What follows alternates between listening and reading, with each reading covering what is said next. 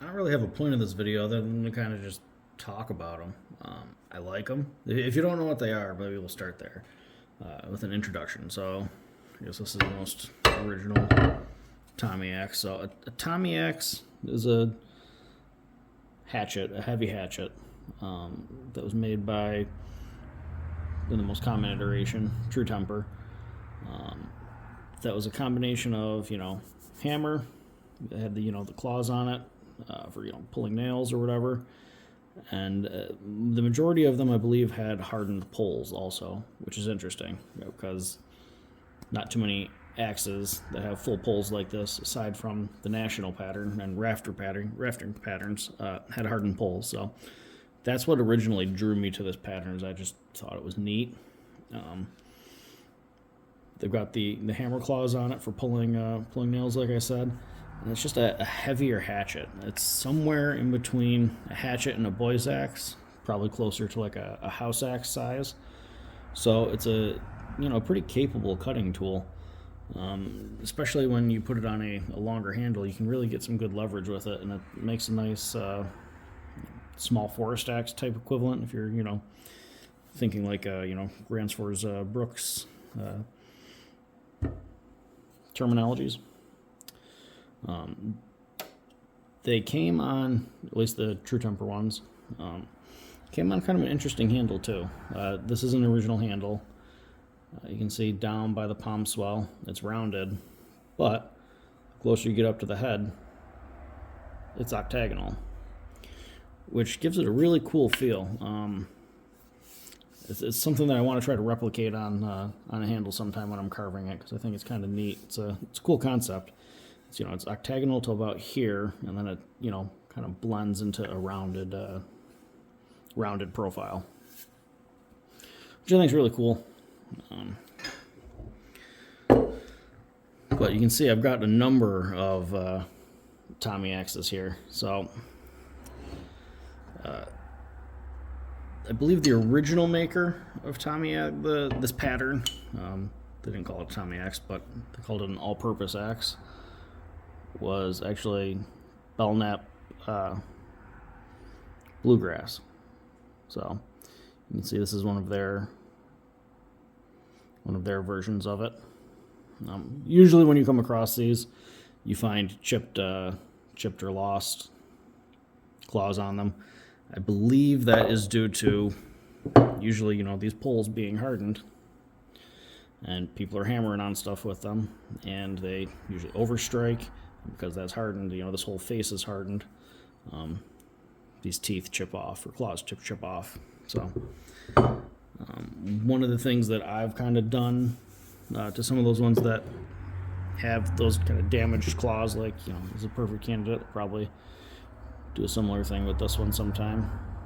See, both of them are broke pretty clean off, but it's still a cool clean stamp on a decently full bit. As I,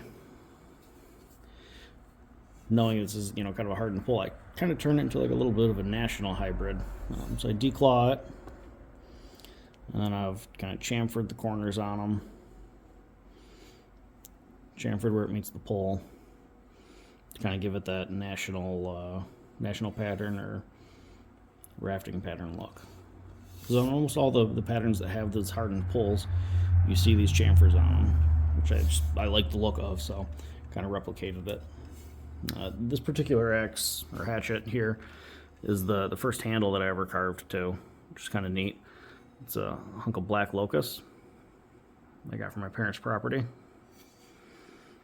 It took on some really nice color over the years. It's probably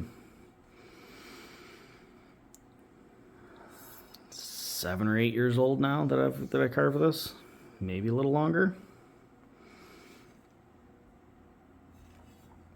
But it's taken on some nice colors, kind of like a dark honey color, which I really like.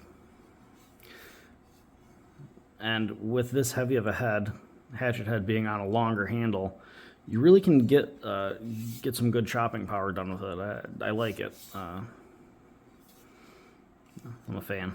So heavy hatchet. It's good for when you're just kind of walking around the woods or you want to clear some trails a little bit. Not, you know, you're not doing heavy chopping. Obviously, you want a, you know, a designated felling axe or, you know, something bigger for that. But if you're just kind of cleaning up some trails, it works really nice. Or splitting kindling. That's what I use this for a lot. It's a, I guess the kind of point of this is it's a pretty versatile size head. You can see here, this is another handle that I carved out of black locust. This one's not nearly as old, so it hasn't gotten as much age and color to it, but still really pretty grain. I like black locust a lot.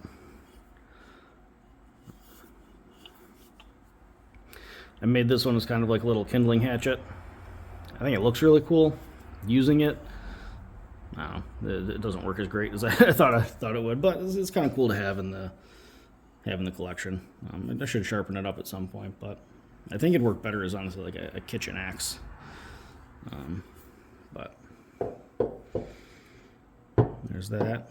So just kind of wanted to take a little bit of time to talk about it. You don't really see too much, or I haven't seen too much talk or traffic around the pattern or the heads and maker, so I figured I'd spend some time talking about it and show you guys. And if you guys are out, you know, flea markets or garage sales and you see one, you might, you know, look at something like this and be like, oh, the hammer claws are broken off, or you've got, you know, one that's busted. But maybe you'll take a second look at it and think of what you could kind of do with it, because I'm a real big fan of them. Clearly, I've got, you know, 6 of them sitting here. You know, I've had more over the years too, but yeah, so I like it. I think you guys give it a try, you might like it too. It's a kind of a unique heavy hatchet. I think the heads are just under 2 pounds. If you want to compare it to like a boy's axe size, boy's axe here.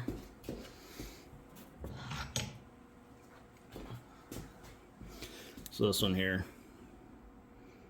Craftsman double oval, really nice head.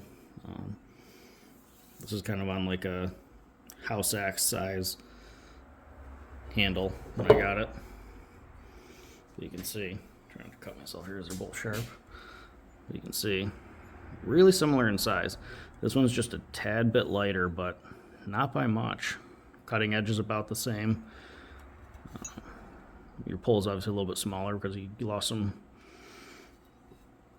some area with the teeth being, or claws being gone, but yeah, the eyes.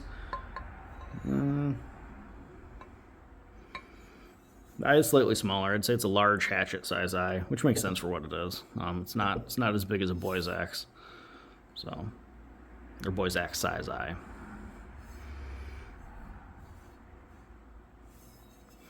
Yeah, I like them. They got nice high center lines too. Actually, handle's too long to show you on that one, but there